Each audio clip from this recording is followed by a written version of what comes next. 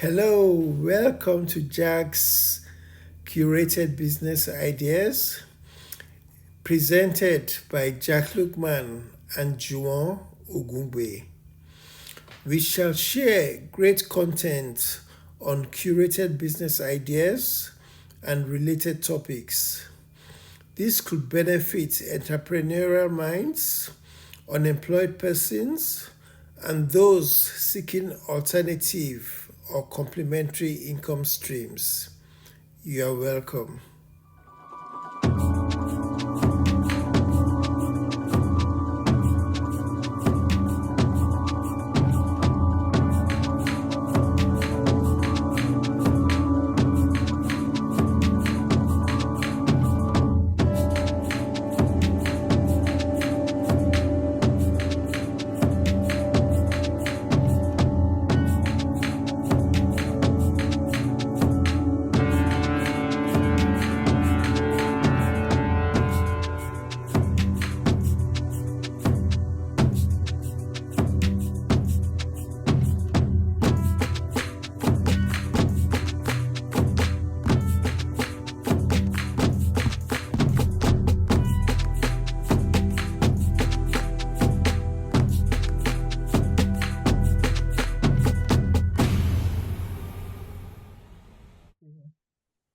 Yes, so hello everybody. My name is Juwon Ogungbe, and I am moderating today in this conversation with Jack Lookman. And our conversation, the topic is I want to collaborate but have no money. And I'm going to ask Mr. Lookman some questions, and hopefully he will give us the answers that will help us. Okay. So, in saying I want to collaborate but have no money, so what idea would one want to collaborate with someone else on? What are the range of possibilities in terms of collaborating with someone else? I mean, are there any limits or boundaries to this? Basically, what came to mind, uh, obviously, there are people without jobs. There are some obviously who lost their jobs. There are some who are yet to get jobs, and so on and so forth.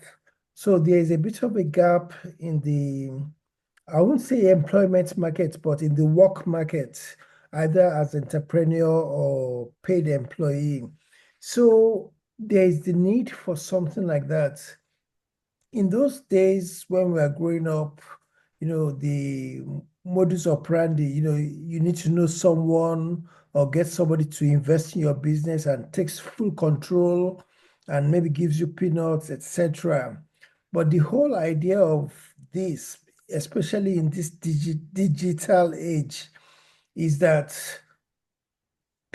most people have ideas in some form or the other. For a lot of people, when they get those ideas or what you may call, um, what's it called? What you may call, when you just get that brainwave or something like that, most people don't do anything with it. It comes through the right ear and comes out of the left ear.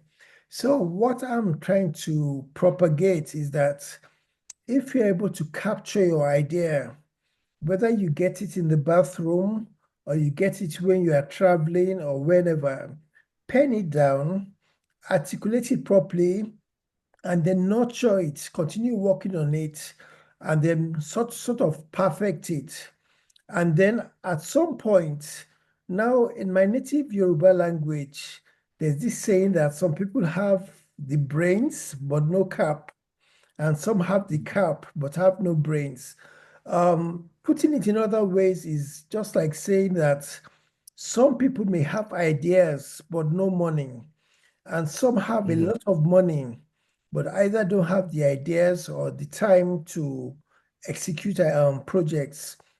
So where I'm coming from is that if you are somebody with the idea, maybe you may be old, you may be middle-aged or otherwise.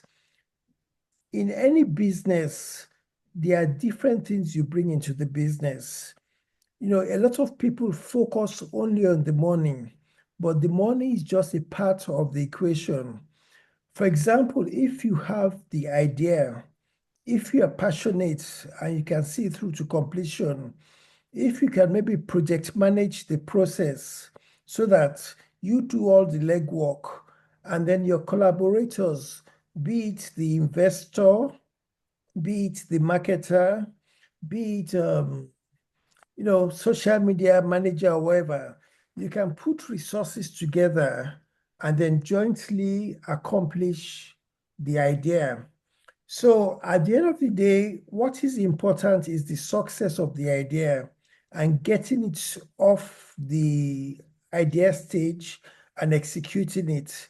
So where I'm coming from is that, and by the way, there's an app which I intend to work on. It's called the Profit Sharing Formula app.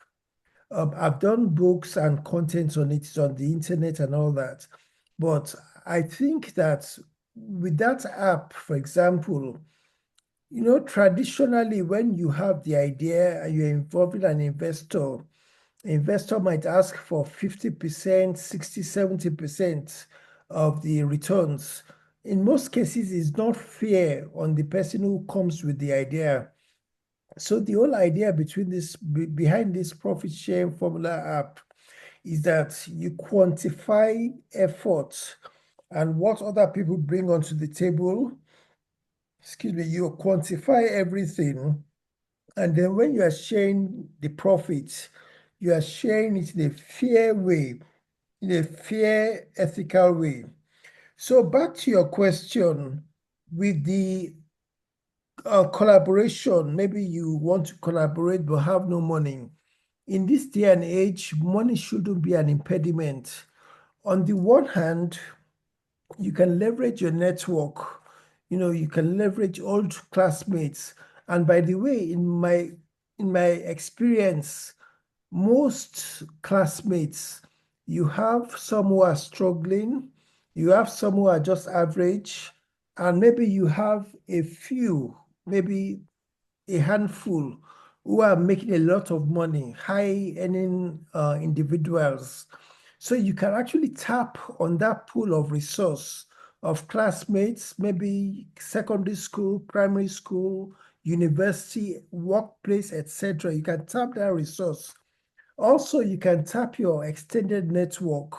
There will be people who have money, there will be people who have skills which can complement yours and all of that. So that way, if you haven't got money, that's not a reason not to collaborate. You are still bringing things onto the table. And then apart from your network, even on the internet, you can Google people, I think they're called angel investors. There are some people who are willing to invest in projects as long as they think the projects are viable. So the fact that you haven't got money shouldn't stop you from executing your dream idea or something like that. I'm not sure if I've answered your Okay. question, but I've tried. Well, sort of, but I mean, maybe we should be a bit more sort of hypothetical and go for a particular kind of example of an idea. So let's go for an example of an idea. Is there a particular idea that you would like to work with? Like, for example, could it be, I mean, people going into collaboration on a specific type of thing? Okay, for example, it's good that you mentioned that I actually talk about curated business ideas. So maybe I can pick from that pool of ideas. For example, I did some minor content on what I called Jack's Flexi Jotter. It's a jotter which is refillable. Maybe you can use A4, A5 or A6 paper, and then you can have a folder. So basically, the folders are already in the marketplace. The A5 paper, people sell it online, but not perforated, which is my own tweak to that idea. And then I know that that product, for example, will be very useful for students, especially university students. So Okay. for that project, if I'm going to execute it, there's what I think they call the value chain. So there might be the person who comes with the idea. Someone like me, Sorry. Hold on. So let's just be very clear about what this product is. It's called a jotter. Yes. Jack's Flexi Jotter, yes. Jack's Flexi Jotter. And Yes. what does it look like? Basically, there's a folder, an A5 Hmm. folder. Hmm. It's just like a file. Then there's paper, refillable A5 paper. Hmm. A5 is just like half of A4. Hmm. And then you can have different variants of that. You can have A6 as well. And it's just going to be plain paper, but it's perforated. Hmm. So, and then additional parts of additional complementary products, maybe treasury tags, maybe perforator, and so on and so forth. So basically, what that product does, if you're either someone like me who tries to make no articulate my thoughts, my ideas and so on. I can easily scribble it down on that paper. But the Hmm. difference between that product and maybe a notebook like this is that it's more flexible. So for example, if you have five or Is six, it similar to a Filofax? sorry, Is it similar to a similar Filofax? to a Filofax, but a bit different. And Hmm. it's actually cheaper because with this one I'm proposing, I think the Filofax has about 3 or 4 rings or thereabout. Mine Hmm. will have only 2 rings, so hopefully it Hmm. will be cheaper. And then there can be Hmm. different variants. So with the Filofax, the quality of paper is much thicker and maybe more expensive. So mine is Hmm. a bit different. So at the end of the day, I'm coming up with the idea. That's part of what I'm contributing to the value chain. There might be some people who want to collaborate and do the execution. There might Okay, be, so you mentioned people that might benefit from having or from purchasing, buying that product, the Jotter. yes. Um, what would you, how could this idea be monetized? I mean, that's quite general, I think, that question, isn't it? How could it be monetized? Okay. So, I mean, would you need support? Would you bring on, or would you want to have collaborators to support in terms of ele uh, sourcing some of the materials needed to make it happen, or how would that happen? Well, if I were to execute the Jack's Flexi Jotter, if I were to execute that project, basically I'll get like minds on board. We do the brainstorming and all of that. And then we'll get investors. That's if we haven't got enough money to invest in the business. Of course, we would have done the business plan and all of that. And then basically we can source, for example, the folder, we can source that from the internet. We can buy it in bulk and then retail it. So that will be one of the products we'll be selling. The Hmm. paper, And so there's these collaborators and investors or investors. How would you locate them? I mean, I know you've mentioned like old classmates and that sort of thing. And you mentioned angel investors. Are there any other, or can you say a bit more about that for people that might want basic, to basically work with you? the investor, obviously, like they say, charity begins at home. So Hmm. if I were going to do this, I'll probably start from my sphere of influence. So maybe start on the WhatsApp group, for maybe my class, for example, or my classes, both primary, secondary, university. I can get those who are interested in that project. If they are interested, it's very likely that we'll have enough money to fund it. But in the event we don't have enough money, there's also the option of going to the bank. There's the option of getting what are they called again? Um no, to share equity. But it depends on the option you want to pursue.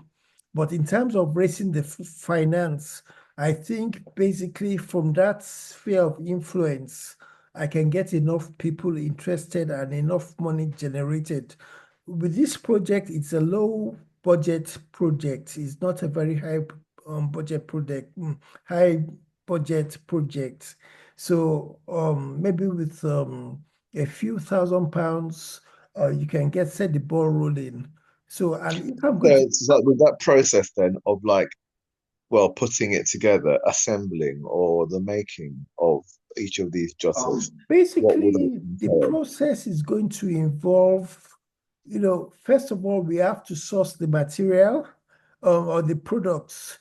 So, for example, the folder, we can source that from those who make folders. One can do research on the internet and source those folders.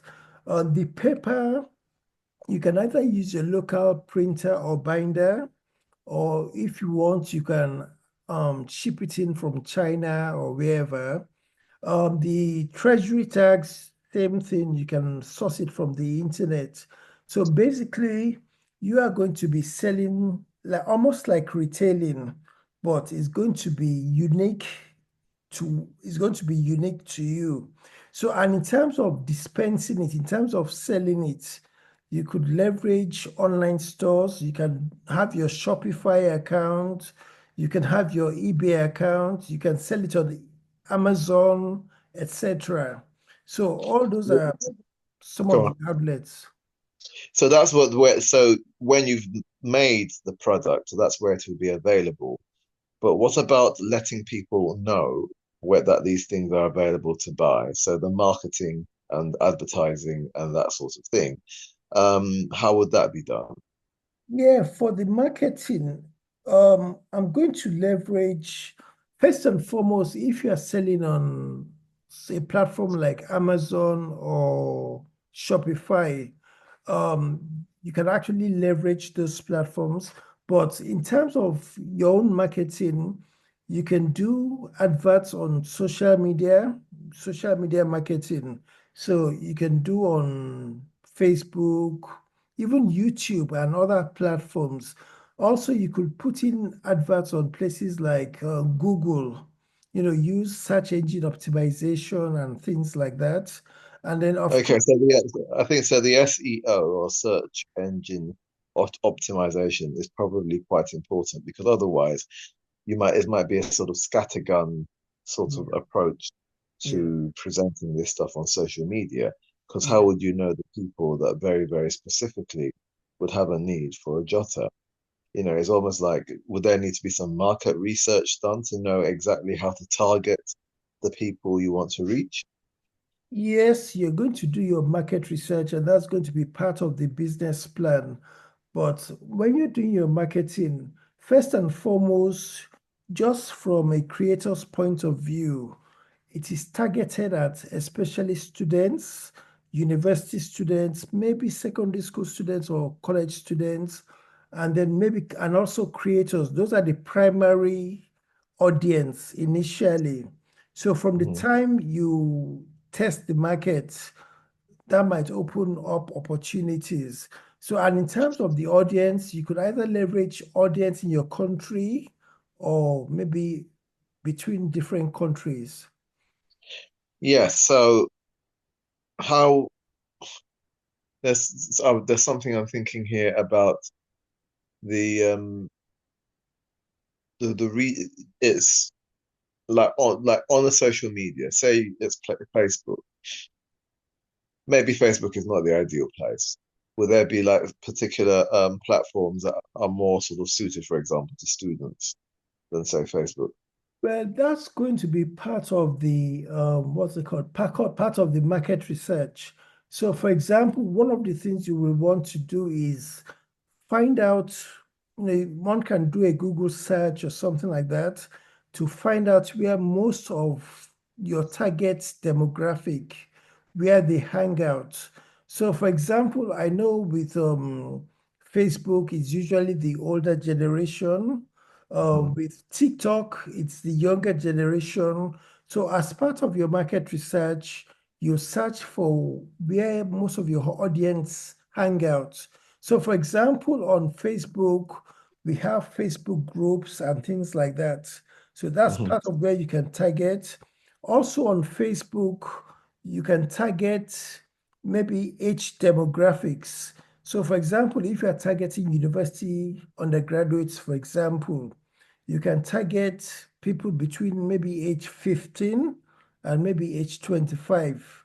That's if you're targeting undergraduates. So there's a way you can do it on Facebook and even on Google, and then you can target those demographics, and then you can show your adverts on those on to target those audiences. So I think that's the way it works. Okay, so you might want to sort of again have a hypothetical idea of how much it would cost to make the product and then also to to be strategic in sort of presenting it to the people, the target market or audience, as it were. So all of these things, how would you know for a fact that you have a cost or a budget that works for all of these things you want? In terms of Mm. the product, uh, obviously you need to do your costing. That's part of the business plan. So, for example, the folder on Amazon, you can check out how much a folder costs. I think that folder, for example, which I use very regularly, there's a cost for for only one product, and they also Mhm, sell up to 10 at a time. So you can use mhm, that as a guide. And then also on that product, which is the folder, at the back you'll see the label, and that is mhm, where those products are shipped from. So one can get in touch with the manufacturers of that product, you can negotiate, etc. So that for that folder, you've got an idea of the cost. For the paper, excuse me, for the paper, some people actually sell A5 paper on Amazon, for example. But mhm, what I'm going to be selling is not just A5 paper, it's going to be perforated A5 paper so that when people want to use it, they just pick and put in the folder. The treasury tags, those are also available on the marketplace. So the tweak to this idea or the unique selling proposition is that you are selling a unique product because it's not in the market. I've actually done some research on that. It's simple, but it's not in the market. That's the paper with perforations, mhm, two two perforations. And mhm, I think the grammage is about 70 or 80. So what mhm. you see in the marketplace, Filofax, etc., they are different. So mine is going to be cheaper and hopefully it's going to be okay. So in terms of the costing, you have an idea of how much all this will cost. You have to include logistics. If you're using a platform like Amazon, it comes at a cost. So you have to do all Mhm. the costing, and then, of course, you have to include your profit margin and all of those. And you also have to be aware if your target audience can afford it, and if alternatives, one of the alternatives while researching the product was a digital product, not iPad, but similar to iPad, but you can do writing with a pen, a sort of pen, but it's digital. But that would be very expensive, especially for university students. So Okay, so I can ask a question. So when you bring in angel investors and yes, others, yes. to participate as well as collaborators, since we're talking about bringing collaborators on without the funding that we need, what is the promise for them? I mean, what is the incentive? How soon, for example, can they expect to get a return on their investment? Or how soon will they break even? Or what can you promise them in that kind of way?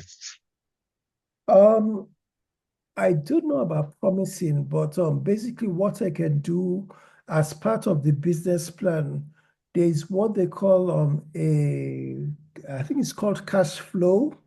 So that way you do your account, not accounting, your cash flow. the Projected cost, figures. sorry. Projected Yeah, figures. projected figures. So you put in how much, what your cost, what the different costs are, how much you intend, well, how much you expect to make um, during each month, maybe for at least 12 months. So Mhm. that cash flow forecast will give an indication of when and how much profit you can make at what time. So for all intents and purposes, most businesses don't make profit until about maybe 2, 3, 4, 5, 6 months. So all that will Mhm. be captured in the cash flow. So I when you're negotiating with the either angel investors or whoever is putting down money, that's part of the information you give them. And then they Okay, can but make a apart from that, I mean, no, we're still talking here about the return on the investment. What's in it for an angel investor or an old classmate or a family or friend or yeah, family member or friend who might invest in this business? whoever The is going collaboration. Yeah, whoever is investing or collaborating, oh no, time is almost up. Um, Sorry, let me just get out of this screen. Running out of time.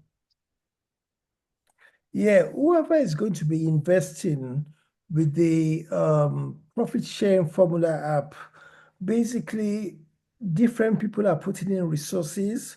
You are putting in your own resources in terms of time and expertise. They are putting in money. So all that is going to be quantified in terms of monetary terms, and then that's what's going to be used as a profit share. So for all intents and purposes, if what you put in is about 50%, if you quantify it in terms of money, that's your time. And if Mhm. those other people put in 50% or maybe little chunks here and there, when you're Mhm. calculating the profit share, each time you are making, excuse me, each time you are sharing profits, it's those percentages that you're going to use to share profits so that it's a fair, ethical way of sharing profit. It's not, At it, which point do you make that agreement? Well, that's when you first ask them to get involved and to take part. So that it's a part of the negotiation at that stage. that's going Is to that be what part of the you negotiation. And of course, you have to manage expectations so that at the end of the day, you're not going to be promising them that after 2 months, I'm going to give you five. No, no, no. And also with the profit sharing formula, it's not particularly the traditional interest-based sharing.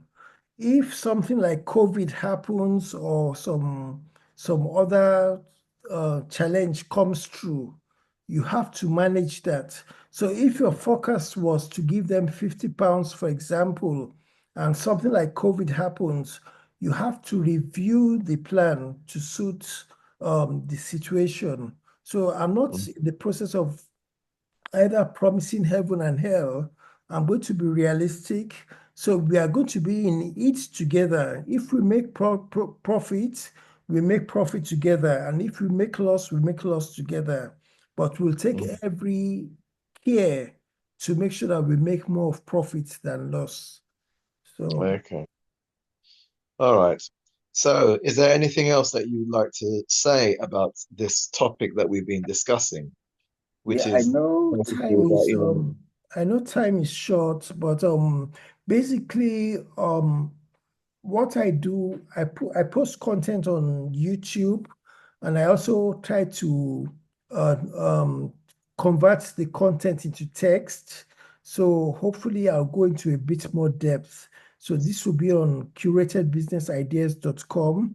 So I should try and articulate my thoughts and people can get it from there. And for those who want to have a one-to-one chat with me, if they go on my website, I think it's jacksempowerment.com, they can book a session with me and I can share more of my thoughts with them.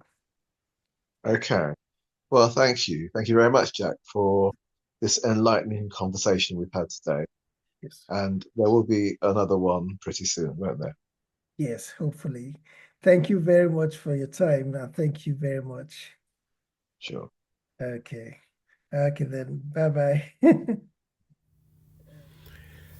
Thank you very much for your time. We hope that you got value.